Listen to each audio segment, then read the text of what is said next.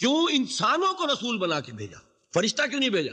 फरिश्ता परों से उड़ता हुआ नीचे उतरता तो अबू जहल भी मान लेता या नहीं मानता? वो तो कहते थे अल्लाह ने फरिश्ता क्यों नहीं भेजा? हमारे जैसा इंसान, वही दो आंखें, वही दो हाथ, वही दो पांव, अभी चंद साल पहले तक कारोबार कर रहे थे, करते थे कि नहीं?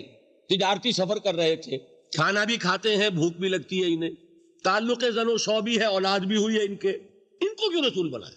अल्लाह ने क्यों बनाया? इसलिए कि इंसानों पर हुज्जत इंसान ही कायम कर सकता है। इसलिए कि हुज्जत सिर्फ कौल से नहीं होती, अमल से भी होती है। सच बोलो तो सब कह देंगे, सच बोलकर दिखाना जब तक ये न हो हुज्जत कायम नहीं होगी। कम न तोलो सभी जानते हैं, लेकिन कोई दुकानदार हो और कम न तोले, अब हुज्जत कायम हुई।